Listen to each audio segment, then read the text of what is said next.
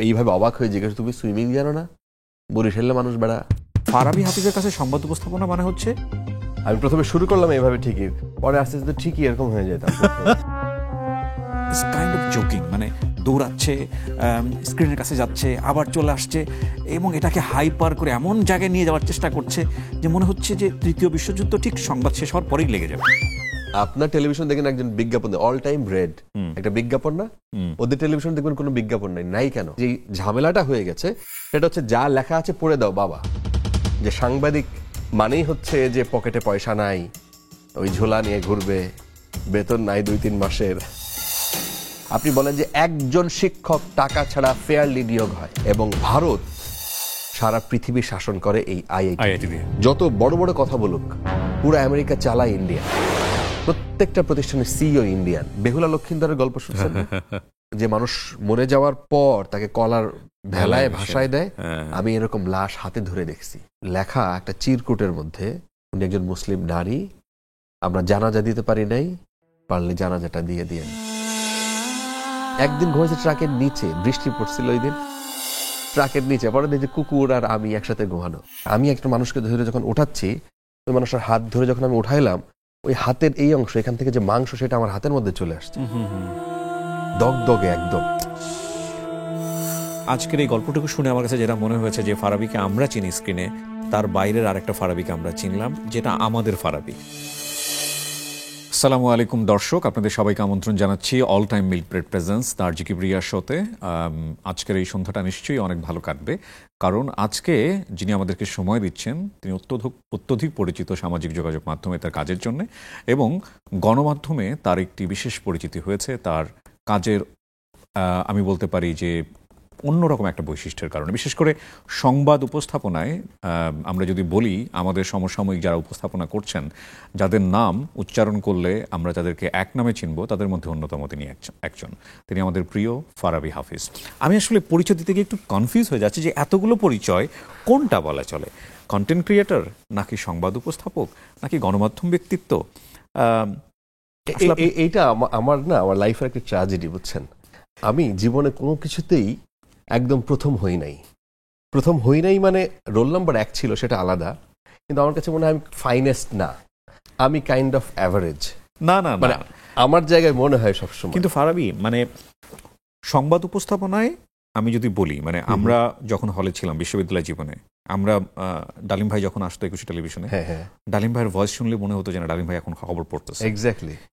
আমি আমার ওপিনিয়ন বলছি, মানে ডালিম ভাইয়ের পরে আর কাউকে আমি আসলে ব্যক্তিগতভাবে কাউকে রিকগনাইজ করি নাই, এক্সেপ্ট ইউ। ফারাবী হাফিজ সংবাদ পড়তেছে, এবং ফারাবী হাফিজের কাছে সংবাদ উপস্থাপনা মানে হচ্ছে সে ওই জিনিসটাকে ওন করে, it's just like a play, এবং এত সুন্দর করে আরাম করে সে উপস্থাপনা করছে। না, এই জন্যই ডালিম ভাইয়ের কথা বললেন না, মানে এমন কোনো প্রডিউসার নাই, যখন আমি সময় টিভিতে নিউজ পড়া শুরু করি আমাকে গালি দেয় নাই, এই ঠিক হয়ে বসো। আমরা তো নিউজ পড়তে হয় কাইন্ড অফ। প্রিয় দর্শক, আপনাদের স্বাগত জানাচ্ছি চ্যানেল 24 এর এই আয়োজনে, এইভাবে বসে, তাই না? এখন আমার ধরনটা হইল কি, চ্যানেল 20 মানে সময়ের, বিশেষ করে আমি যখন শুরু করি, এই ধরনটা কিভাবে স্টাবলিশড হয়েছে। সময় টিভি, মানে আমরা তখন স্টুডেন্ট, ইউনিভার্সিটিতে পড়ি, এত কম টাকা দিয়ে চিন্তা করতে যত রকমের খাটায় নেওয়া যায়। হ্যাঁ, সারাদিন রিপোর্ট করতাম, তারপরে ঘেমে টেমে এসে অফিসে ওয়াশরুম ছিল, শাওয়ার নেওয়ার সুযোগ ছিল, সেখানে আমাদের কাপড় চোপড় থাকতো, কাপড় তুমি রিপোর্ট করে এসে প্যাকেজ বানাইয়া ধরায় টরায়, এরপর তুমি যাই গোসল করে ঠিকঠাক মতো পরিষ্কার হয়ে সংবাদ পড়ো, এবার কাপড় চোপড় পরে টাইটি পরে এবার সংবাদ পড়তে বসো, মেকআপ লাগায়। এখন আমি তো উপর দিয়ে মেকআপ লাগাইছি, এখন আমি আসলে তো ভেতর দিয়ে টায়ার্ড। আমি কোথায় গেছি সেই সাভারে, সকাল 7টায় উঠে গেছি, আসতে আসতে বিকাল 3টা, আমার 7টার সময় নিউজ। আমি ওই 3টার সময় এসে একটা রিপোর্ট ধরাইয়া তারপরে আমি আবার রেডি হইলাম গোসল করে, দেন আমার কাপড় চোপড় চেঞ্জ করে আমাকে বসাই দেওয়া হলো ক্যামেরার সামনে। আমি প্রথমে শুরু করলাম এইভাবে ঠিকই, পরে আস্তে আস্তে ঠিকই এরকম হয়ে যেতাম, কারণ এতগুলো আইটেম, সিরিয়াসলি।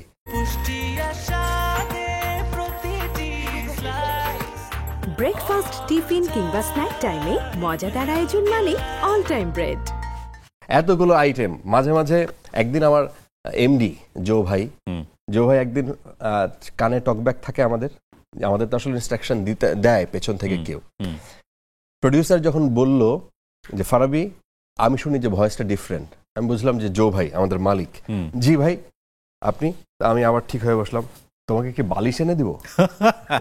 মানে আমি এরকম শুয়ে যাচ্ছিলাম। তো প্রোডাকশনের যারাই কাজ করতো তারা আমাকে নিয়ে আসলে এত অস্বস্তিতে থাকতো এবং আমাকে এই কথাই বলতো, ডালিম ভাইয়ের কথা বললেন না, তুমি ডালিম হইতে চাও, এত সোজা ডালিম হওয়া। তা আমি কিন্তু ওইভাবে ডালিম ভাইকে ফলো করে যাবি এরকম হয়ে যেতাম তা না, এটা আমার ন্যাচারাল। তো এটা ন্যাচারালি এটা আমাকে মানে একটা রিকগনিশন দিচ্ছে। মানে ফাইনালি আমরা যদি বলি যে পরিস্থিতি আপনাকে বাধ্য করেছে। এক্স্যাক্টলি। আমি একটা জিনিস সবসময় ফলো করি, মানে একটা line, turn your weakness into uniqueness.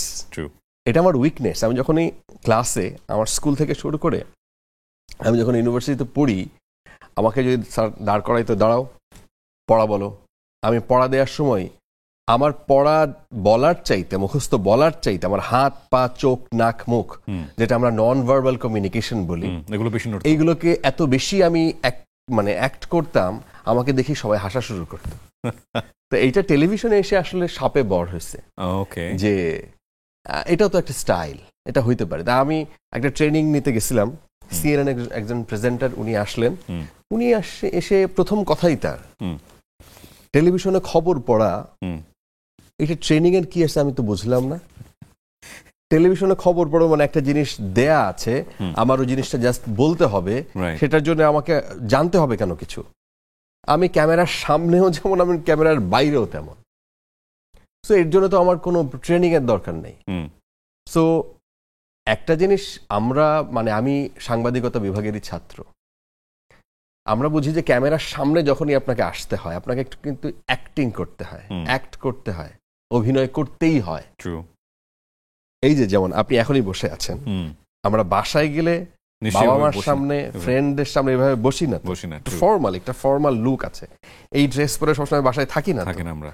হ্যাঁ, তো আমাকে একটু ফর্মাল থাকতে হয়, একটু চুল টুল আঁচড়াইতে হয়, একটু ঠিকঠাক ক্যামেরা ফ্রেন্ডলি, হ্যাঁ একটু হালকা মেকআপ টেকআপ নিতে হয়। এখন অনেকেই বলবে যে ছেলেরাও মেকআপ নেয়, আমিও নিয়ে বসছি, বাস্তবতা। সেইটা আর একটা প্রশ্ন। কিন্তু যখনই আপনাকে অভিনয় করতে হয়, এই অভিনয়টা আপনি যতটা ন্যাচারালি আপনি ডেলিভারি দিতে পারেন, আপনি তত ভালো বেশি অ্যাক্টর। তো সাংবাদিকতার সাথে যেহেতু আমরা, আমাদের কাজ যেহেতু জার্নালিজম, সেহেতু আমাদের ওই রিয়েল টাইম ওই বিষয়ের সাথে না মিশে গেলে আমি আসলে মানে ওইভাবে মানে নিজেকে ফুটিয়ে তোলা কঠিন। এগ্রিড। যেহেতু আমি জার্নালিজমের সাথে ছিলাম, আমি যেহেতু অনেক বছর সাংবাদিকতার সাথে যুক্ত, ডিরেক্টলি ফিল্ডে রিপোর্টিং করেছি, আমি একটা অভিজ্ঞতার কথা বলি। এই যে তখন আমি এটিএন নিউজে 2010-এ সম্ভবত চুড়িহাটটা চকবাজারের সাথে যেখানে আগুন লাগলো, 140 জন প্রায় মানুষ মারা গেল, একটা বিয়ে বাড়িতে প্রোগ্রাম ছিল, রাত 9টা থেকে শুরু করে সকাল পর্যন্ত আগুন জ্বলে, এবং 140 জন মানুষ, প্রায় মনে হয় 137 জন মেবি, এবং সে বিয়ের প্রোগ্রামে যমজ বোনের বিয়ে ছিল। পরবর্তীতে শেখ হাসিনা তৎকালীন প্রধানমন্ত্রী বিয়ে দিলেন, উনি মা সেজে। তো সেইখানে আমি যখন সাংবাদিক হিসেবে ওখানে গেলাম, একটার পর একটা লাশ যখন আনা হচ্ছে, আমরা তখন নিজেই মানে হয়ে যাই, আসলে ওয়ার্কার হয়ে যাই। মানে জার্নালিজম করতে গিয়ে যখন আমরা নিজেরা এইরকম ডিজাস্টারের মধ্যে যাই, আমাকে নিজেও তো আমি একটা মানুষ, দিন শেষে আমরা ওই ক্যারেক্টারের মধ্যে ঢুকে যাই যে আমাকে এখন কিছু করতে হবে, কাউকে বাঁচাইতে হবে, কাউকে পানি দিতে হবে। আমি একটা মানুষকে ধরে যখন উঠাচ্ছি, ওই মানুষের হাত ধরে যখন আমি উঠাইলাম, ওই হাতের এই অংশ, এখান থেকে যে মাংস, সেটা আমার হাতের মধ্যে চলে আসছে, দগদগে একদম। সো আপনি এই অভিজ্ঞতা যখন আপনি টেলিভিশনে বলবেন, আপনি যখন এরপরই একটা আগুন লেগে একটা মানুষ মারা যায়, এটা কিন্তু নিয়মিত ঘটনা। বার্ন ইউনিটে আপনি যান, নিয়মিত ঘটনা। আমাদেরকে সাংবাদিকতার একটা বেসিক কাজ ছিল, তোমার আজকে রিপোর্টিং নাই, আমি যখন ফ্রেশার, তুমি মর্গে যাও, আমি ভয় পাই, আমি মৃতদেহ, আমি লাশ অনেক ভয় পাই, যে আত্মহত্যা করে আমি অনেক ভয় পাই। সো এরপরে আমাকে জোর করে ওখানে পাঠানো হইলো, আমি নাক টাক চেপে টেপে যে দেখলাম যে মানুষ, নিথর দেহ, কিভাবে একটা পোড়া মানুষকে নিয়ে আসা, এটা নিয়মিত ঘটনা। এগুলো আমাদেরকে এইভাবে শিক্ষা দেয়া হয়। তো যখন আমি ওই শিক্ষাটা পেয়ে যখন আমি ক্যামেরার সামনে বসি খবর পড়তে, যখন আমি এরকম একটা অ্যাক্সিডেন্ট দেখি, তখন আমার ওই মানুষগুলোর কথা মনে পড়ে, তার স্বজনদের কথা মনে পড়ে, আহাজারি মনে পড়ে, তখন ওই ক্যারেক্টারের মধ্যে নিজেও ঢুকে যায়। তাহলে এখানে একটা বিষয় আমরা একটু সংযোগ করব কিনা, যে একজন রিপোর্টারেরই আসলে প্রেজেন্টার হওয়া উচিত, বলবো কিনা এইভাবে, কারণটা হচ্ছে উনি তো আসলে ফিল্ড থেকে সংবাদটা নিয়ে এসছেন, উনি ফিলিংসটা বোঝেন। Exactly. So, বলার ক্ষেত্রে উনি ওই ফিলিংসটাকে বেন্ড করতে পারবেন। এক্স্যাক্টলি। বাংলাদেশের ক্ষেত্রে যেটা হয়, দেখেন ওয়েস্টার্ন মিডিয়াতে, বিবিসিতে আপনি দেখেন, যারা নিউজ পড়ে, প্রোগ্রাম করে, সবাই হচ্ছে বয়স অ্যাটলিস্ট 40, মানে 40+, 50+, 60+, এরা কেন? এবং এরাই হচ্ছে টেলিভিশনটা চালায়, টেলিভিশনের কাইন্ড অফ সিইও তারা, ওকে, মালিক তারা। বাংলাদেশে আমাদের লিগেসিটা আসছে বিটিভি দেখে। বিটিভিতে এরকম করে বসে, যার ভয়েস কণ্ঠ অনেক মোটা, সেই নিউজ পড়তে পারে। সো এরকম বসে একটা সামনে অটো স্ক্রিপ্ট থাকে, ওটা দেখে দেখে পড়ে দাও। সো আমাদের বেসরকারি টেলিভিশনগুলো আমরা ওইভাবেই ফলো করে আসছি। কিন্তু আপনি যদি তাদেরকে দেখেন, এখনো আমরা কিন্তু ওয়েস্টার্ন মিডিয়াই ফলো করি। আমরা এই যে কাপড় চোপড় ওয়েস্টার্ন, ইংলিশ শার্ট পরি, আমাদের ড্রেস এগুলো না, আমরা ওদের কাছ থেকে শিখি, স্মার্টনেস ওদের কাছ থেকে শিখি। কিন্তু এই জায়গায় আমাদের ব্যতিক্রম একটা ব্যাপার ঘটে গেছে, যে টেলিভিশনগুলোতে আলটিমেটলি আপনার এই প্রোগ্রাম দেখবে কিনা, আপনি হচ্ছেন এইটার ধরেন কাইন্ড অফ সবকিছু। আপনি নিজে জানেন যে আমার এই প্রোগ্রাম দেখলে টাকা আসবে কিনা। দিন শেষে এটা একটা প্রোডাক্ট। এই প্রোডাক্টটা তৈরি করতে এখানে অনেকগুলো ক্যামেরা বসানো, এখানে অনেকগুলো লাইট বসানো, এই চেয়ার টেবিল সবকিছুতে একটা দাম আছে। আপনার সময়ের, আমার সময়ের, আমাকে এখানে নিয়ে আসছেন, কয়টা টাকা দিবেন পকেটে, দাম আছে তো সমস্ত কিছুর। দিন শেষে এই যে ধরেন 40 মিনিটের একটা প্রোগ্রাম তৈরি করতে আপনার 2 লাখ টাকা খরচ হবে। এই 2 লাখ টাকা আপনার কিভাবে উঠে আসবে? এটা আপনি জানেন, এটা আপনি জানেন। সো দ্যাট ইজ ওয়াই আপনি এটার মালিক, দ্যাট ইজ ওয়াই আপনি এটাকে কন্ট্রোল করতে পারেন, যে ভাই আমি এটা হইলে আমি প্রোগ্রাম করবো, না হলে করবো না। কারণ আমি জানি টেলিভিশন চালাইতে কি লাগে। এক্স্যাক্টলি ওই প্রেজেন্টাররা জানে টেলিভিশন চালাইতে কি লাগে। এক্স্যাক্টলি ওই প্রেজেন্টাররা জানে আমি কিভাবে কথা বললে আমার সামনে যে অডিয়েন্স আছে, আমি কিভাবে অ্যাক্ট করলে সে আমার কথা শুনবে। এখানে নলেজ ফ্যাক্টর। বাংলাদেশের প্রেজেন্টেশনে যেই ঝামেলাটা হয়ে গেছে, সেটা হচ্ছে যা লেখা আছে পড়ে দাও বাবা, ব্যাস। কিন্তু এর বাইরে প্রেজেন্টেশন হচ্ছে এরকম হওয়া উচিত যে আমি জানি, সো আমি সামনে বসছি। কিন্তু বিষয়টা খুব সূক্ষ্ম মনে হয় আমার কাছে। একটু আগে যে প্রসঙ্গটা আসলো Farabi, which is very very important. Like এখানে কিন্তু ভিউজটাই আলটিমেটলি ফ্যাক্ট। আমি যদি সোশ্যাল মিডিয়ার জায়গাতে বলি, আমাদের দেশে এখনো হচ্ছে না ওরকম। ওপর বাংলায় আমি যদি 2-1টা উদাহরণ দিই, আমি একদম স্পেসিফিকলি বলবো না, কিন্তু আমার দর্শকরা বুঝবেন। এমন সংবাদ উপস্থাপনাও আমরা দেখছি, খুবই তুচ্ছ-তাচ্ছিল্য বিষয়, এবং যেটা আসলে কোনো বিষয়ই না, সেই বিষয়ের উপরে সংবাদ উপস্থাপনা, এবং দেখা গেল এমনভাবে উপস্থাপন হচ্ছে ইস কাইন্ড অফ জোকিং, মানে দৌড়াচ্ছে, স্ক্রিনের কাছে যাচ্ছে, আবার চলে আসছে, এবং এটাকে হাইপার করে এমন জায়গায় নিয়ে যাওয়ার চেষ্টা করছে যে মনে হচ্ছে যে তৃতীয় বিশ্বযুদ্ধ ঠিক সংবাদ শেষ হওয়ার পরেই লেগে যাবে। আপনি যাদেরকে ইন্ডিকেট, আমার মনে হয় সবাই জানে, আপনার দর্শকরা সবাই জানে আপনি কাকে কি বলছেন। আমি কলকাতায় এরকম একটা টেলিভিশনের ভিজিটে যাই, তো আমি যে সাংবাদিকের মাধ্যমে গেছে আমার বন্ধু, সে বলল যে আমাদের এখানকার টেলিভিশনের স্ট্রাকচারটা ডিফারেন্ট। ওকে, ডিফারেন্ট মানে যে তুমি যদি বাংলাদেশের সাথে মিলাও হবে না। আমি গিয়ে দেখলাম যে একটা ফ্ল্যাটের মধ্যে একটা টিভি। ওকে, আপনি এই যে একটা টেলিভিশনের সেটে এসে বসা না, এখানে ধরেন যে এখানে 2000 স্কোয়ার ফিট শুধুমাত্র একটা সেটের জন্য আমরা ব্যবহার করি, 2000 স্কোয়ার ফিট। পুরা টেলিভিশনের স্টেশনই হচ্ছে 2000 স্কোয়ার ফিট। ওদের রেডিও আছে এরকম অনেক ছোট ছোট। আমি যেহেতু রেডিওতে কাজ করছি, আমি একটু যোগ করলাম আর কি। হ্যাঁ, তো ওইখানে আমি গিয়ে দেখলাম যে তাহলে তোমাদের, আপনি খেয়াল করবেন ওদের টেলিভিশনে কোনো বিজ্ঞাপন নাই। বিজ্ঞাপন নাই কেন? আপনার টেলিভিশন দেখেন একজন বিজ্ঞাপন দেয়, অল টাইম রেড, একটা বিজ্ঞাপন না?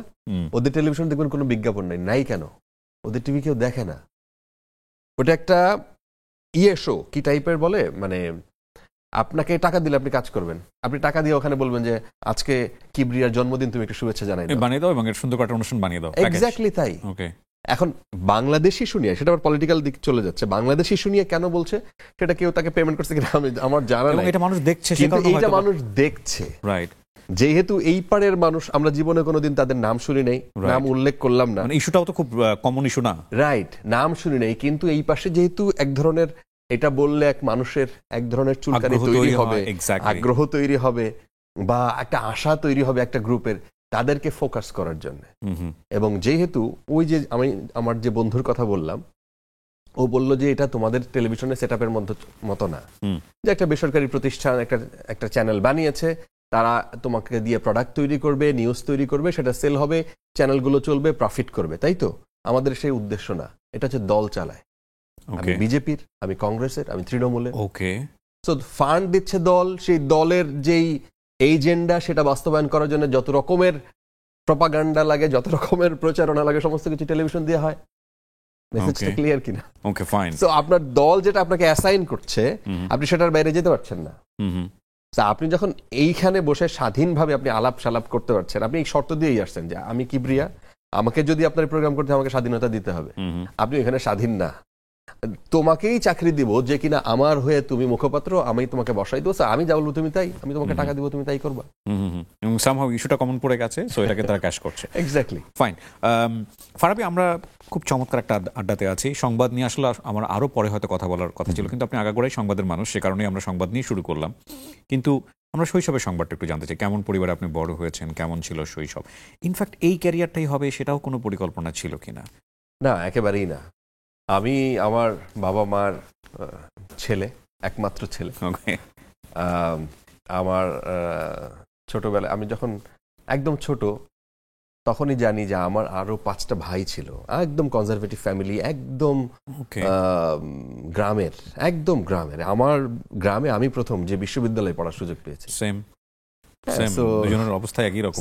অনেকেই ভাবে যে হয়তো স্টাবলিশ জায়গা থেকে আসা, একেবারে স্টাবলিশ জায়গা থেকে আসা, এই কথাটা শোনার মানে বলার পর আমার আরেকটা জিনিস মনে পড়লো। আমরা ঢাকা বিশ্ববিদ্যালয়ে, আমার একদিন মনে আছে আমার পকেটে 10 টাকা, আমরা বিশ্ববিদ্যালয়ের বাসে করে যাই আসি, আমরা দিনের পর দিন, আমি ধরেন যে যাতে ক্ষুধা না লাগে টাকা দিয়ে তো খেতে হয়। আমাদের হলে আমরা ডাকসুতে সে সময় মনে হয় 18 টাকা মিল খেতাম, আমি 2008-9 সালের কথা বলছি। 18 টাকা দিলে খিচুড়িটা পাওয়া যেত, তো পকেটে আছে 10 টাকা। তো আমার আরো 2টা ফ্রেন্ড আছে, আমার কাছে তো 10 টাকা আছে, ওদের কাছে কিছুই নাই। তো আমি বললাম দোস্ত আমার কাছে 10 টাকা আছে। এখন ওরাও আমার দিকে তাকাচ্ছে, লজ্জায় বলতে পারতেছে না যে আচ্ছা আমার কাছে কিছুই নাই। একজন বলল যে দোস্ত, ওর মার্কেটিং এর ও একটা বুদ্ধি দিল যে একটা কাজ করি, তুই যদি গালি টালি না দিস তাহলে বলতে পারি। বল। একটা বুদ্ধি দেই তোকে, এক কাজ কর, 10 টাকার আমরা বাদাম কিনি, বাদাম কেনার পর বাদাম খাবো, তারপরে পানি খাবো, তারপরে দেখবি যে ক্ষুধা টোধা নাই, তা আমরা 6টা পর্যন্ত চালাই নিতে পারবো। আমি বললাম যে বাদাম খাইলে লাঞ্চ হয়ে যাবে, সকালেও কিছু খাই না আমরা অলমোস্ট। ওই যে আমার বোনের বাসা থেকে আসতাম সেই উত্তরার অনেক দূর থেকে, তারপরে করে যখন আমরা হলে আসতাম, মানে ক্যাম্পাসে আসতাম, না খাওয়া অবস্থা অলমোস্ট। তো বাদাম খাওয়ার পর আসলেই দেখলাম যে ক্ষুধা মরে। বাদাম খাওয়ার পর পানি খেলাম, ওই পেটের মধ্যে গ্যাস তৈরি হইলো, এই গ্যাসের কারণে আর ক্ষুধা থাকে না। তো গ্যাস তৈরি হলো কিনা ওইটা বুঝি নাই, কিন্তু বুঝছি যে খিদা নাই। তো দিনের পর দিন আমরা এই পলিসি অ্যাপ্লাই করে চলেছি যে আমরা আমাদের পকেটে যেহেতু পয়সা ছিল না, যেহেতু সাংবাদিকতা আমি স্টুডেন্ট লাইফ থেকেই যখন শুরু করলাম, সাংবাদিকতায় আসার পর আমি প্রথম 10,000 টাকা বেতনের চাকরি পাইলাম। অনেক গল্প মিলে যাচ্ছে আপনার সঙ্গে। আমি রেডিওতে গিয়েও ফার্স্ট স্যালারি ছিল আমার 10,000 টাকা। 10,000 টাকা না, 9,000 টাকা আর 1,000 টাকা ফোনের বিল। না, আমার মে মাসের 2 তারিখে জয়েন করেছিলাম, তো 1 তারিখে থাকে আপনার হচ্ছে বন্ধ, তো 1 তারিখেরটা দেয় নাই আর কি। তো 9,666 বা সামথিং। তো আমার 10,000 টাকা পাওয়ার পর অনুভূতি হয়েছিল যে, 2টা অনুভূতি, এত টাকা দিয়ে আমি কি করবো, এত টাকা আমার পাওয়া উচিত না। আরেকটা মনে হচ্ছিল যে এর চেয়ে আমি বেশি ডিজার্ভ করি, এত পরিশ্রম করেছিলাম। তো আমাদের গল্পগুলো, আপনার গল্প নিশ্চয়ই এরকম, আমরা কম বেশি যেহেতু একই রকম ফ্যামিলি থেকে আসা, রাইট? আমার এরকমও মনে আছে, আমার 2006-07 ওকে, আমরা এরকমও হয়েছে, আমি মহাখালী থেকে উত্তরা পর্যন্ত হেঁটে গেছি। মহাখালী থেকে উত্তরা কত কিলোমিটার হবে? 12-13 কিলোমিটার, না আরো বেশি, 14-15 কিলোমিটার হবে। ব্রেকফাস্ট, টিফিন কিংবা স্ন্যাক টাইমে মজাদার আয়োজন মানে অল টাইম ব্রেড।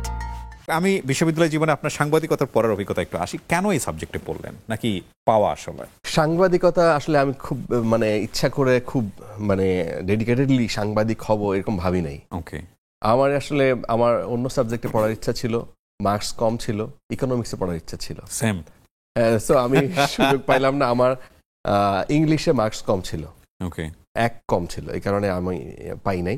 সো জার্নালিজমে হয়ে গেল, সেই সময়ও ভাবলাম যে হয়ে যেহেতু গেছে, আচ্ছা পড়ি, কি বলে না বলে, এখন তো আমাদের পছন্দ করারও সুযোগ নাই, যেহেতু সিরিয়ালে এইখানে এসে পড়ছি। তবে জার্নালিজম ভালোই ছিল, তখন টেলিভিশনটা মাত্র আসা শুরু করছে, এবং তখন আমরা টেলিভিশন এক ধরনের স্মার্টনেস দেখলাম, যে সাংবাদিক মানেই হচ্ছে যে পকেটে পয়সা নাই, ওই ঝোলা নিয়ে ঘুরবে, বেতন নাই 2-3 মাসের, তারপরে গিয়ে 1 টাকার চা খাবে, রং চা।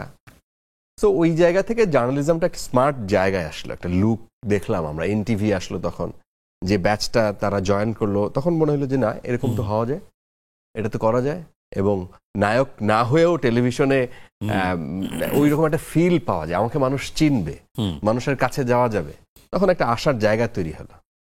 এবং আরো যেহেতু মানে ফার্স্ট ইয়ার সেকেন্ড ইয়ার থেকেই কাজের সুযোগ, আমার যেহেতু আব্বা পয়সা দেয় না, টাকা দেয় না যে তুমি তোমার টাকায় চলো, এরকম একটা টেন্ডেন্সি আমার আব্বার ছিল, মানে গড়ে ওঠার ক্ষেত্রে আমার সেটাও খুব কাজে দিয়েছে যে আমাকে ইনকাম করতে হবে। এবং সেকেন্ড ইয়ার থেকেই, তখন ফার্স্ট ইয়ার থেকেই কাজ মানে খোঁজা শুরু, তখন একটু 2-1টা টিউশনি করাতাম। সেকেন্ড ইয়ার থেকে হচ্ছে যে পুরোপুরি জার্নালিজমে ঢুকে গেলাম। ওকে, সো আপনি এক অর্থে লাকি, বিকজ আপনি যে সাবজেক্টে পড়েছেন সেখানেই আপনার ক্যারিয়ার হয়েছে। আমাদের ম্যাক্সিমাম বলা যেতে পারে আর্টস ফ্যাকাল্টির যারা, এদের পরে একটাই ক্যারিয়ার হয় আরেকটাই। আপনি যদি এই মুহূর্তের কথা বলেন, বাংলাদেশে এখন যে বিশৃঙ্খল অবস্থা চলছে, সবচেয়ে বেশি যদি কোনো টেনশন, কোনো কিছু নিয়ে টেনশন থাকে, আমার সেটা হচ্ছে পড়াশোনা, বাচ্চাদের ভবিষ্যৎ। জওহরলাল নেহরুর সময় ধরেন পাকিস্তান এবং ভারত যখন আলাদা হয়, আমেরিকার প্রেসিডেন্ট তাদেরকে দাওয়াত দিছিলেন।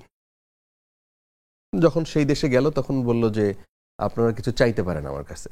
দুইজনের, প্রথমে আসলো পাকিস্তানের প্রেসিডেন্ট, তিনি বললেন যে আমরা যেই পারমাণবিক যে বিষয়টা, যে প্রযুক্তিটা আমেরিকা নিয়ে আসছে, আমরা আমাদের সেটা ইমপ্লিমেন্ট করতে চাই, আপনি আমাকে প্রযুক্তি দিয়ে, আপনি আমাকে ফাইন্যান্স দিয়ে এটা সহযোগিতা করবেন। উনি ওইখান থেকেই তখন যোগাযোগ করছেন, ওইখানেই তার উপদেষ্টাকে সাথে সাথে বলছেন যে দেখো বিষয়টা। এরপরে ভারতের প্রধানমন্ত্রী তাকে যখন জিজ্ঞেস করছে, উনি বলছেন যে আমার অত কিছু চাই না, আমাকে আপনার MIT যেটা আছে আমেরিকাতে, এই আদলে আমি ভারতে এরকম একটা কিছু চাই, শিক্ষা প্রতিষ্ঠান। এই শিক্ষা প্রতিষ্ঠান এখন ভারতের IIT, প্রত্যেকটা প্রদেশে, ভারতের প্রত্যেকটা প্রদেশে এখন IIT, এবং ভারত সারা পৃথিবী শাসন করে এই IIT দিয়ে।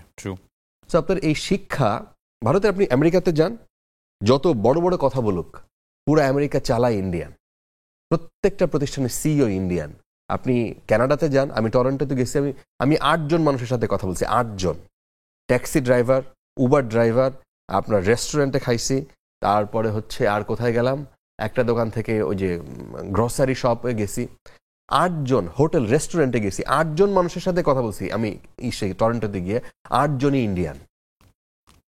এবং তারা এমন ভাবে জিনিসটা তৈরি করছে। আপনি বাংলাদেশি মানুষ যদি যান, আপনি দুবাইতে যান, প্রভাবটা কি, আপনি দুবাইতে গেলে দেখবেন যে ওরা সবাই হিন্দিতে কথা বলে। আপনি এই চেহারা নিয়ে গেলে ওরা মনে করবে যে ইন্ডিয়ান, হিন্দিতে কথা বলা শুরু করবে। ওদের ভাষা আরবি, দুবাইয়ের ভাষা আরবি, কিন্তু সে কথা বলে হিন্দিতে। কিভাবে? ওদের প্রভাবটা এইভাবে ওরা ইনফ্লুয়েন্সটা তৈরি করছে। এবং আমাদের বাংলাদেশি ওয়ার্কাররা কাজ করে হচ্ছে সব এই যে ধোয়া মোছা কি লাগবে, কোথায়, একদম মানে যেই ক্লাসটা আসলে পরিচ্ছন্ন, মানে যাদের কোনো স্কিল নাই, যাদের স্কিল হচ্ছে তুমি গায়ে খাটো, দিন শেষে 50 টাকা নিয়ে যাও, দিন শেষে 100 টাকা নিয়ে যাও। আর ইন্ডিয়ানদের দেখবেন যে সুপারভাইজার লেভেলের, ওদের খাটাচ্ছে ইন্ডিয়ানরা, ওদের যে বস। বাংলাদেশি যে ওয়ার্কারটা কাজ করে সৌদি আরবে, আপনি মক্কায় যান, সেখানে যাই দেখবেন যে সমস্ত ক্লিনাররা সব বাংলাদেশি, আর যারা তাদের চালায় তারা হচ্ছে ইন্ডিয়ান। প্রযুক্তি, সে জানে যে প্রযুক্তি দিয়ে কিভাবে কিভাবে তোমাকে, কয়জন আমার ওয়ার্কার কাজ করতেছে, তাকে কিভাবে স্যালারি দিব, সব ইন্ডিয়া থেকে এটা মানে রেগুলেশন হয়। সো ওই সব ওই IIT।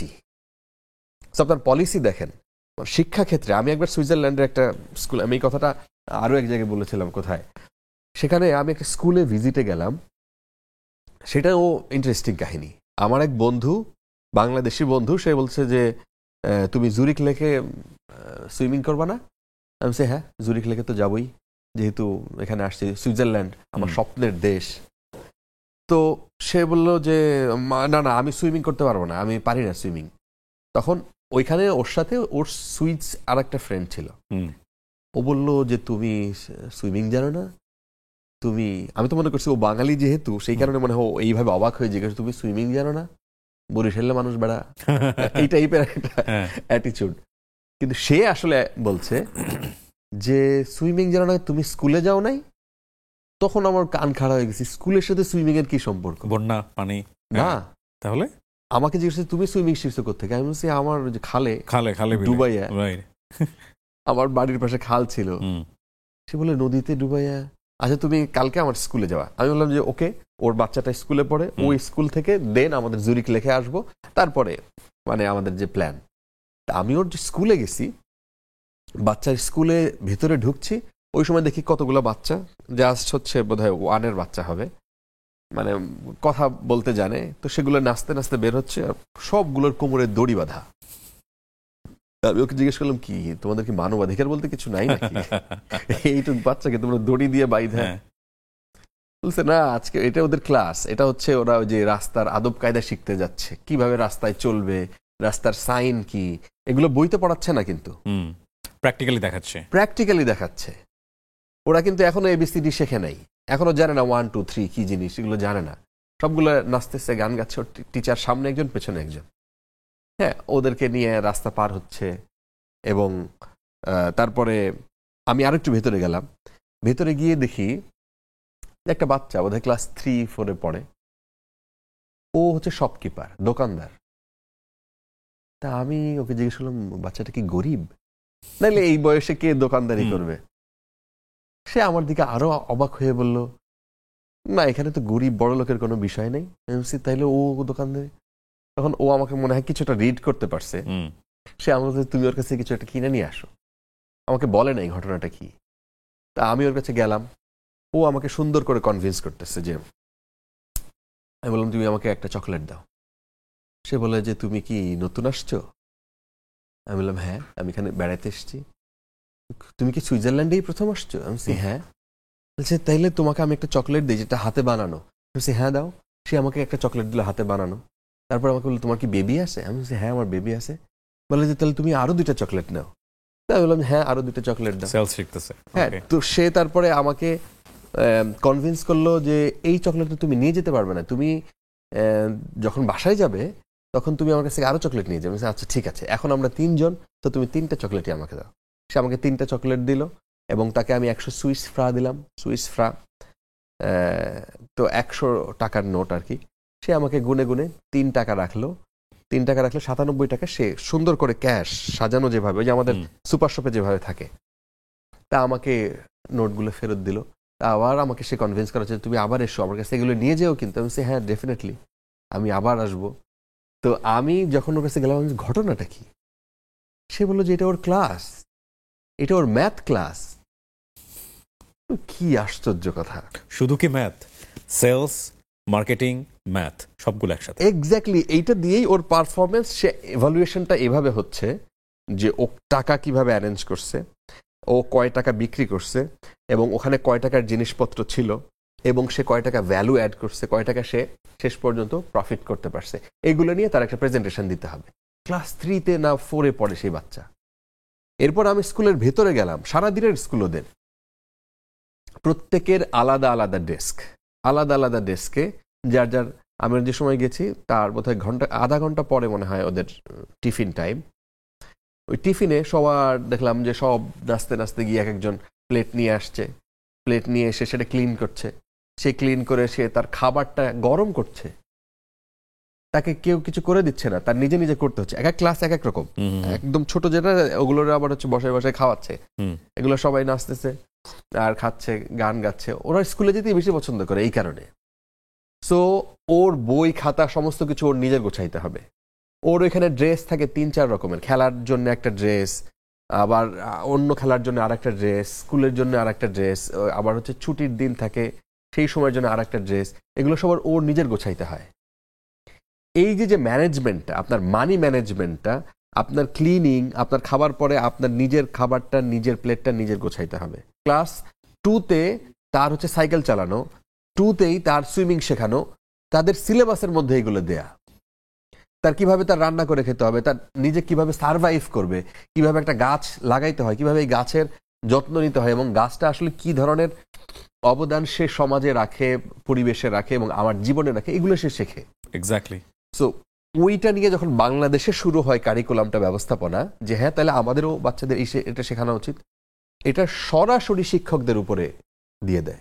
তা আমি মন্ত্রী মহোদয়কে জিজ্ঞেস করছিলাম যে আপনি তাহলে বলেন, মাননীয় মন্ত্রী আপনি বলেন যে আপনার স্কুলের যে শিক্ষক নিয়োগ হয়, আপনি বলেন যে একজন শিক্ষক টাকা ছাড়া ফেয়ারলি নিয়োগ হয় করাপশনের জায়গায়।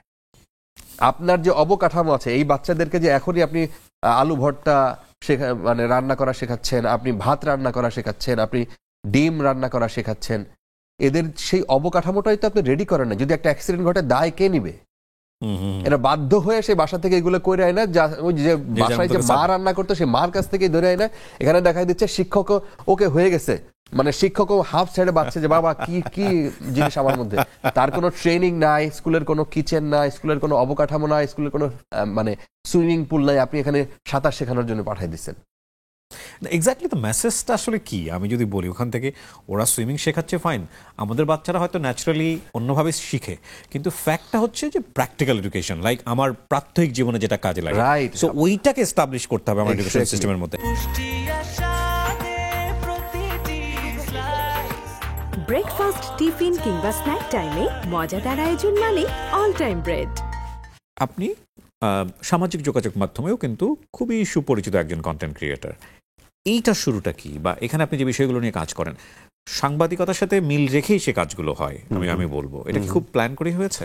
শুরুটা হচ্ছে যে আমি করোনার সময়টাতে, ওই সময় তো একটা একেবারেই অ্যাবনর্মাল টাইম। ওকে। তো বাংলাদেশ, টোটাল বাংলাদেশ লকডাউন, জি। কি হচ্ছে না হচ্ছে কেউ জানে না। ইনফ্যাক্ট সাংবাদিকও না, ডাক্তারও না। একজন ডাক্তার আমাকে একবার ফোন করে বলছিল কয়েকদিন পরে যে ফারাবি বলেন তো আমি কি ওষুধ খেতে পারি, আমার তো ভয় লাগছে। একজন ডাক্তার আমাকে জিজ্ঞেস করছে, মানে এই পর্যায়ের ইনফ্লুয়েন্স তৈরি হয়েছিল। আমি কেন হয়েছিল আমি নিজে কিচ্ছু বলতে আমার কাছে কেন জানি মনে হয় যে এই গুজব বলবো না আমি, সরি, মানে এটা যে পরিমাণ হাইপ হয়েছে, মানে অসুখের চেয়ে হাইপে বেশি মানুষ মারা গেছে। আমি সরি। হ্যাঁ, আমি ওই সময় এই কথাটা বলতাম, তো ওই সময় এটাই বলে মোটিভেটেড করার চেষ্টা করতাম, কারণ আমি নিজে আক্রান্ত ছিলাম। নিজে আক্রান্ত হওয়ার পর মনে হচ্ছে এটা তো আসলে কিছু না, এটা তো আমার সাইকোলজিক্যাল প্রেশার। এবং তখন লকডাউন কিন্তু সারা বাংলাদেশ, শুধুমাত্র একটা পেশার মানুষ না, কয়েকটা পেশার মানুষ, যেমন ডাক্তার, যেমন পুলিশ, যেমন সাংবাদিকরাও কিন্তু অফিসে যাওয়া লাগতো না। আমাদের টেলিভিশন সাংবাদিকরা তখন একটা ইনোভেশন হইলো যে আচ্ছা ওই জুম, ভিডিও কলিং, এটা করে আপনার ইন্টারভিউ, আপনি বাসায় বসা, আমি স্টুডিওতে বসা, একটা ইন্টারভিউ করে একটা রিপোর্ট তৈরি করে দেওয়া যায়। কিন্তু যে খবর পড়বে সেই লোকের তো ঠিকই অফিসে যাইতে হবে। এখন আমার তো ঠিকই অফিসে যাইতে হয়। যখন অফিসে যাই তখন আমি সবার সাথে গল্প করি, ডাক্তারের সাথে গল্প করি, পেশেন্টের সাথে গল্প করি, ভুক্তভোগীর সাথে গল্প করি, যে হার্ট অ্যাটাক হয়ে মারা গেছে তার বাচ্চার সাথে গল্প করি। সো যখন এই বিষয়গুলো সামনে আসলো, যখন এক একজন মানুষের কাছ থেকে তার অভিজ্ঞতা শুনলাম, এইটাই একটা স্টোরি হিসেবে, মানুষ তখন কিচ্ছু জানতে পারছিল না যে কি হচ্ছে আসলে, এটা কি ধরনের সময় পৃথিবীতে, আমরা এটা ভাবিও নাই, কল্পনাও করি নাই যে এরকম একটা কিছু সময় আসতে পারে। সো যখন এই ধরনের একটা স্টোরি মানুষের সামনে নিয়ে আসলাম, গল্প বলা শুরু করলাম, তখন দেখলাম যে মানুষ অনেক আস্থায় নিচ্ছেন, যে ওনাকে তো টেলিভিশনে দেখা যায়। ওকে, ফাইন। সো আচ্ছা উনি যা বলছে তার মানে এগুলো বিশ্বাসযোগ্য, বিশ্বাস করা যায়। এবং আমার প্রতিনিয়ত গল্প, আজকে এই হসপিটালে গেলাম, আমি এটা দেখলাম, সেখানে এই ডাক্তারের সাথে কথা বললাম, সেখানে মানবিক অনেক বিষয় সামনে আসতো, মানে অবিশ্বাস্য, মানে হৃদয় বিদারক, যে মানুষের লাশ ফেলে রেখে চলে গেছে, নাই কেউ। তারপর একজন ডাক্তার, তাকে অন্য ডাক্তাররা ধরতে আসছে না। একজন যে ডাক্তার, সে সেবা করছে সবসময়, মানে এই করোনা পেশেন্টের, তার যখন হয়ে গেছে তার বাচ্চারা পর্যন্ত তার কাছে যায় নাই। এক্স্যাক্টলি, বাবার লাশ পড়ে থেকেছে, কবরস্থ করা হয়নি। তো এবং এরকম তো ঘটনা বাংলাদেশে অসংখ্য। এটা না, কিন্তু এটা অস্বাভাবিক। পৃথিবীর ইতিহাসে আমরা কোনো সময় পড়িও নাই, বইতেও পড়ি নাই যে এরকম একটা অবস্থা বাংলাদেশে হইতে পারে, পৃথিবীতে আসতে পারে। আমি দুটোর একটা কম্পারেটিভ, মানে ইকোনমিক জায়গাটা একটু জানতে চাই, ইকোনমিক স্ট্যাটাসের জায়গাটা জানতে চাই। লাইক আমরা যারা জব করি, তাতে তো একটা বার থাকে, একটা সিস্টেম থাকে, পারফরমেন্স অ্যাপ্রেজালের একটা ব্যাপার থাকে, যে বছর শেষে আমার যদি বাড়ে এতটুকুই বাড়বে, এটাই হবে। আর আমি জানি না যে আমাদের দেশে গণমাধ্যমে, বিশেষ করে বেসরকারি গণমাধ্যমে এখন পর্যন্ত পেনশনের ব্যাপারটা আছে কিনা, আই এম নট শিওর। তো সেখানে আপনি একটা কম্পারেটিভ অ্যানালাইসিসে যদি আপনি আসেন, আপনি সামাজিক যোগাযোগ মাধ্যমে কাজ করছেন, ওখানে কন্টেন্ট দিচ্ছেন, ওখান থেকে আপনার একটা আয় হয়। এমন একটা সময় যাচ্ছে বাংলাদেশে, এখন ইনফ্লেশনের যেই অবস্থা, আপনার তো সারভাইভ করতে হবে। সারভাইভ করতে হলে যখন যারা ইনকামক্ষম ব্যক্তি, তিনি পুরুষ হন বা মহিলা হন, এখন দেখা যাচ্ছে যে যেমন আমার ওয়াইফ, উনি কিছুই করেন না, হাউস ওয়াইফ। তো আমাকে সারভাইভ করতে হলে আমার ইনকামের নতুন নতুন পথ খুঁজতে হয়। এটা হলো খুবই খুবই সত্যি কথা।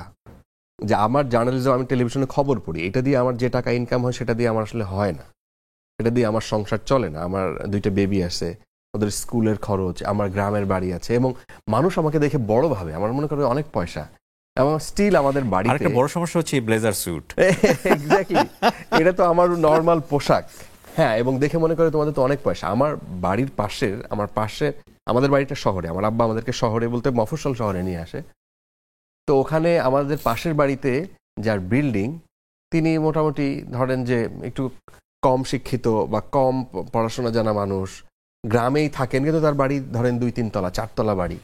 আমাদের বাড়িটা কোনোদিন ওরকম হয় নাই। সো এর কি, তো শুনছি যে সাংবাদিক এত বড়, টিভিতে দেখা যায় সব সময়, তার এই অবস্থা কেন, তার বাড়িতে এই অবস্থা কেন?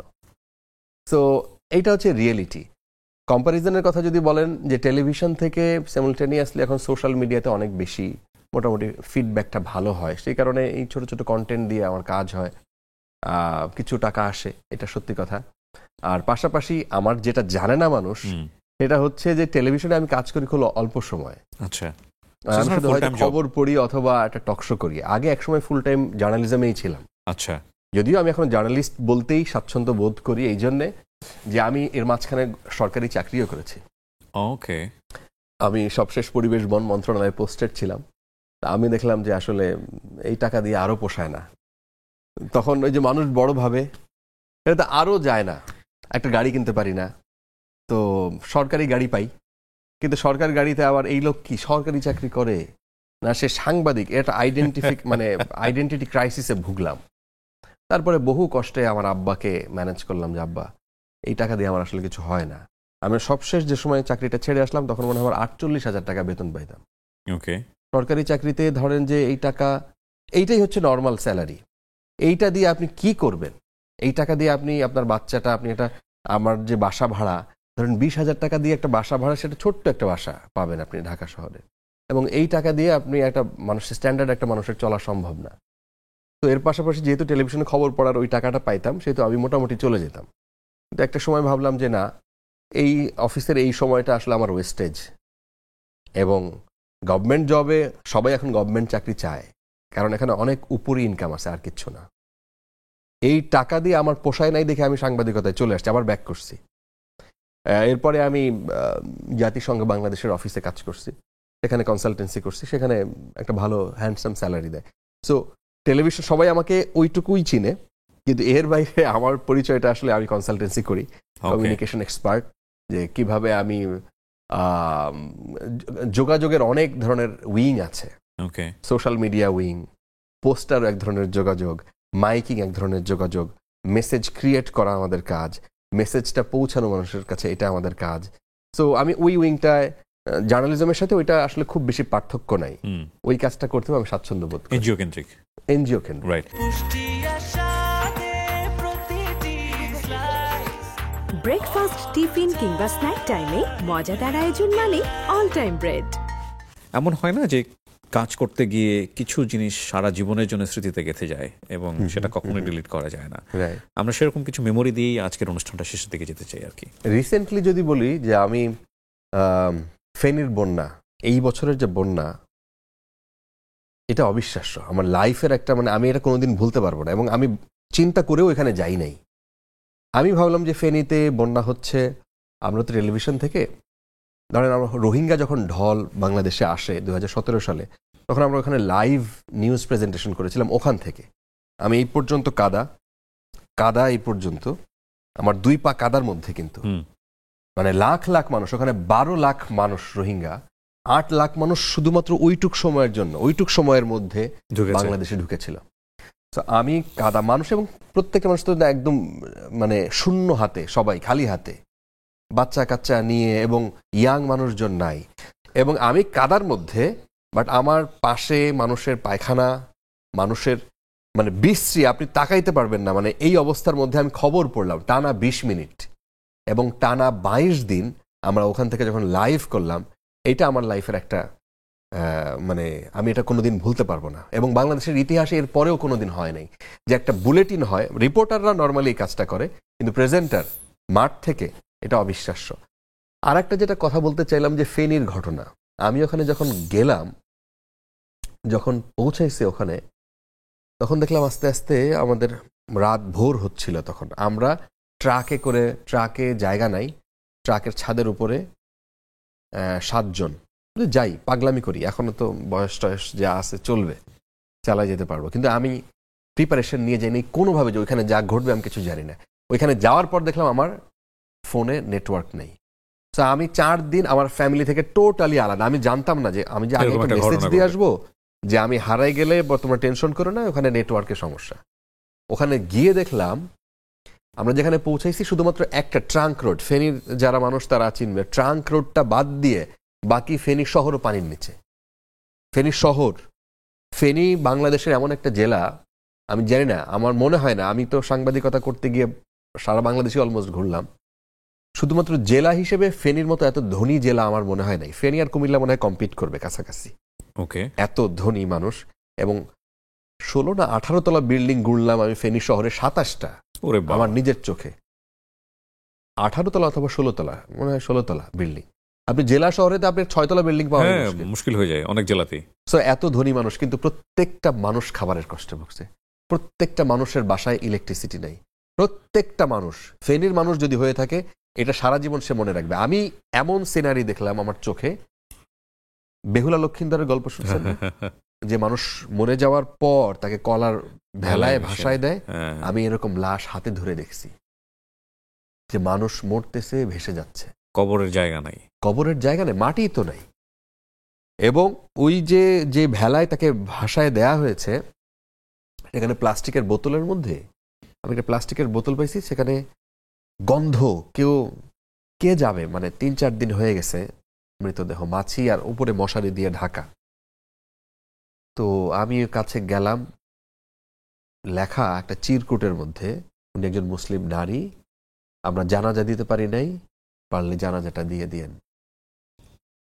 আমরা ওখানে দাঁড়ায় জানাজা করলাম, নৌকার মধ্যে দাঁড়ায়, বোট নিয়ে। ওইখানে মানে এইরকম লাশ আমার নিজের চোখে আমরা 2টা সরাইলাম। আমাদের বাচ্চারা যারা ছিল আমাদের সাথে, ওরা এক জায়গায় নিয়ে গেল, একটা লাশকে শুধুমাত্র আমরা কবর দিতে পারছিলাম, মানে একটু উঁচু জায়গায়, এটা পাইছিলাম আর কি, স্পিডবোটের সাথে বেঁধে। এখন কে খুঁজবে কার, মানে সবাই তো প্রাণ নিয়ে বাঁচানো, ছেলে মেয়ে, কিয়ামতের কথা আমরা জানি না যে ছেলে মেয়েকে চিনবে না, মেয়ে বাবা মাকে চিনবে না, এই টাইপের একটা ব্যাপার। যার জীবন, আমরা একটা মহিলা এবং একটা পুরুষ, ওনাদের বয়স, 2 জনের বয়স 70+, 2 জনকে গাছের মাথা থেকে আমরা মানে 48 ঘন্টা পর উঠাইছি। এরকম 7,500 মানুষকে আমরা উদ্ধার করছিলাম ফেনীতে। মানুষের মৃতদেহ, হাজার হাজার গরুকে আমরা ভাসতে দেখছি। এগুলো আমি জাস্ট গল্প শুনছি, এবং আমি সিনেমায় মনে হয় ছোটবেলায় দেখছিলাম আর কি, এটা কি যেন একটা মুভির মধ্যে, যে সেটা দেখছিলাম যে সাপে কাটা এই কারণে ভাষায় দেয়, আমি ভুলে গেছি সিনেমার গল্প, কিন্তু এটা নিজের চোখে, এবং 2024 সালে এসে এটা দেখতে হবে। বাংলাদেশে যেহেতু পলিটিক্যাল এরকম একটা ঘটনা ঘটে গেছে, তার পরপরই বন্যা, তো মানুষ এটা আসলে টের পায়নি। কিন্তু এই অবস্থাটা ফেনীর মানুষ কিন্তু এই অবস্থা সে দেখে নাই, সেটা বিশ্বাস হচ্ছে, সেটা ছবি আঁকতে পারবে না। মানুষের আমরা মানে আমার মনে হয় কয়েকশো কিলোমিটার ওই কয়দিন যে ঘুরছি আমরা, বাড়ি হচ্ছে যে টিনের চালের এইখান দিয়ে পানি, মানে চালটুকু দেখা যাচ্ছে যেখানে একটা বাড়ি ছিল। কোথায় মাঠ, কোথায় ফসলের মাঠ, কোথায় সাধারণ খেলার মাঠ, কোথায় রাস্তা, কোথায় ঘর বাড়ি, কিছুই বোঝা যাচ্ছে না। মানুষকে এরকম পাইছি আমরা যে ওই টিনের উপরে 3 দিন পর তাকে আমরা উদ্ধার করছি। এবং ফেনীর মানুষ সম্পর্কে, ফেনী, নোয়াখালী, কুমিল্লা, তাদের সম্পর্কে দেখবে যে একটা নেগেটিভ কথা বলে, এই ফেনী, কুমিল্লা, নোয়াখালী তোরা সেলফি, সেই টাইপের কথাবার্তা সারা জীবন শুনে আসছে। আমি অবিশ্বাস আমার কাছে যে ফেনীতে এবার গিয়ে আমি 2 দিন খাই নাই। এরপরে যখন মানুষকে খাবার দিলাম, আমাকে এক মহিলা বলতেছে যে বাবা তুমি খাইছো, মানে 2 দিন পর। আমরা কিন্তু ধরেন যে ইমোশনাল হয়ে যায়, মানে ট্রাকে ছিলাম, আমার ওই দিন কোনো হোটেল নাই, মোটেল নাই, আমি কোনোদিন এটা করিনি। আমার ধরেন আমরা যত ছোট লেভেল থেকে ঘুরে আসি, আমি ট্রাকে ঘুমাইছি 3 দিন খোলা আকাশের নিচে। মানুষেরই এমন, একদিন ঘুমাইছে ট্রাকের নিচে, বৃষ্টি পড়ছিল ওই দিন, ট্রাকের নিচে, পরে দেখছি কুকুর আর আমি একসাথে ঘুমানো। মানে ঘুমাই গেছিলাম, এত টায়ার্ড সারা দিন। আমাদের সাথে যারা ছিল এরা হারাই ফেলছিলাম। 8 ঘন্টা সাঁতার কেটে একজনকে উদ্ধার করে নিয়ে আসছিলাম আমরা। আজকের এই গল্পটুকু শুনে আমার কাছে যেটা মনে হয়েছে যে ফারাবিকে আমরা চিনি স্ক্রিনে, তার বাইরের আরেকটা ফারাবিকে আমরা চিনলাম, যেটা আমাদের ফারাবি। তো এই জায়গাটার জন্যই অনেক বেশি শুভকামনা থাকবে, এটাই অনেক বেশি ফ্লারিশ হোক, কারণ জীবনের শেষ দিন পর্যন্ত মানুষের হয়ে কাজ করার সুযোগ থাকে। সেখানে হয়তো সাংবাদিকতা থাকবে না, Right. কিন্তু মানুষের জন্য কাজ করার ফারাবিটা যেন সারা জীবন বেঁচে থাকে। অনেক ধন্যবাদ আমাদেরকে সময় দেওয়ার জন্য। Thank you. আপনার দর্শকদেরকে ধন্যবাদ, এবং আপনি আরজে কিবরিয়া যেভাবে আমাদের ফ্যামিলি ব্যাকগ্রাউন্ড বা কাছাকাছি হব তো আমরা, তো ওই জায়গায় বলি যে এইরকম কিবরিয়া ঘরে ঘরে হোক বাংলাদেশে, এই বাংলাদেশ পরিবর্তন হবে। আলহামদুলিল্লাহ, আলহামদুলিল্লাহ। দর্শক, এই ছিল আমাদের আজকের আয়োজন। যারা এতক্ষণ আমাদের সঙ্গে ছিলেন তাদেরকে আবারও ধন্যবাদ জানিয়ে আগাম আরও একটি পর্ব দেখার আমন্ত্রণ জানিয়ে আজকে এখানেই শেষ করছি। আসসালামু আলাইকুম।